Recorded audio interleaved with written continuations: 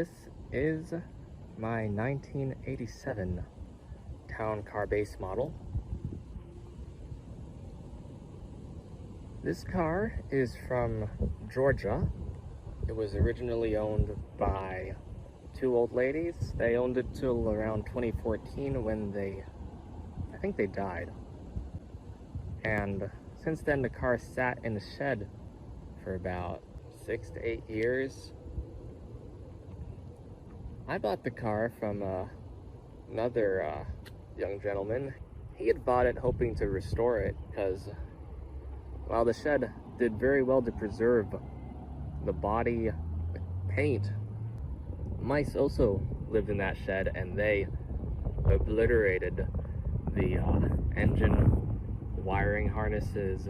So the car was not running, not starting. Now, I saw the car in the Lincoln Town Car Facebook owners group for first gen town cars, and I wound up desiring to buy this car because it happens to be the same year, trim, and color as my family's old car.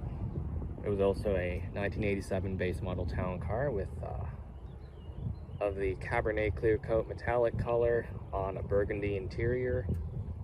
My family threw it out in 2019, which kind of sucked because I mean, they had their reasons. I totally would have fixed it, but well, it wasn't my decision to make. That said, I saw this car and I had to have it. So like I said, it was not running, not driving. It was in Georgia and I'm in New Hampshire, so what I wound up doing was flying down to Georgia to meet the seller, gave him cash. He was okay to hold it for a while. I hired a transporter, Montway. They brokered a nice fellow. He had a nice enclosed trailer, got me my car, and I'm most appreciative. And when all's said and done, it didn't cost me that much, honestly.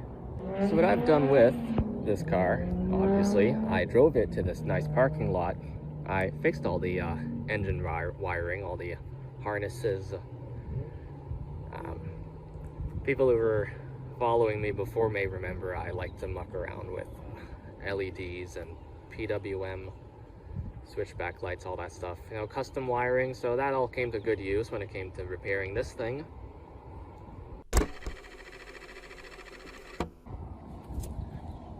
I've also changed the valve cover gaskets and the intake manifold gaskets. That was a fun job. I've upgraded to the 3G alternator with a A&L fuse. After doing the intake manifold gaskets, my solenoid died along with the ignition module, so this thingy here on the Dizzy distributor, so changed both of those out. When I bought the car, the reflector panel had a big crack on the left-hand side, probably from people trying to move the car and pushing it. And they would have had a lot of difficulty because the front brake calipers were frozen. I changed those as well, bled all the brakes, put in new fluid. The car has new engine oil, new coolant.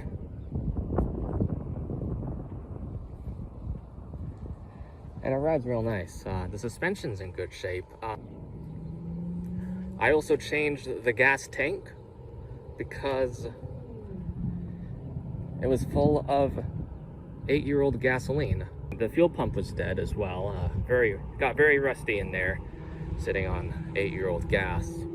And the tank had little pinhole leaks on the top. I can show the interior this time because the front seats are clean. I'm not going to show the back seat. I've got stuff back there. It's got 59,000 miles, minus 10 or so, because for a while I was driving around on a replacement cluster because the clock was dead on this original cluster. I wound up swapping the working clock from another cluster into this one. It's got this very common saggy glove box door, I think the proper fix is to put some glue in here and then staple this onto the back. All the windows worked, except the back right. It was working till yesterday, and then it, I think it stripped one of its gears. It'll move with help. The rest of the windows work. I've sprayed some WD-40, the silicone spray type, into the channels, and now all the windows move up and down real nice. So my plans for the car are to continue restoring it, basically just making little repairs as needed. I'm not going to be doing any like modifications to this car. I like it the way it is.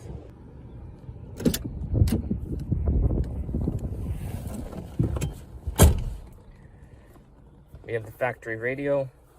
FM AM works. The cassette deck is sadly dead.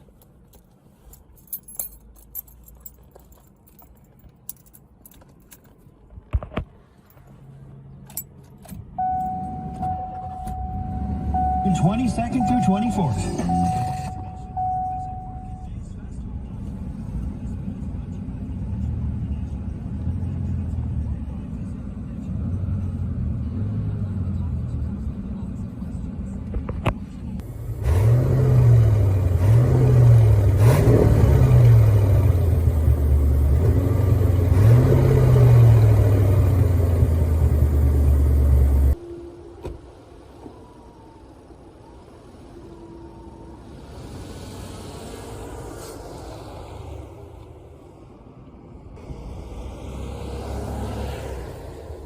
Go for a little ride around this parking lot.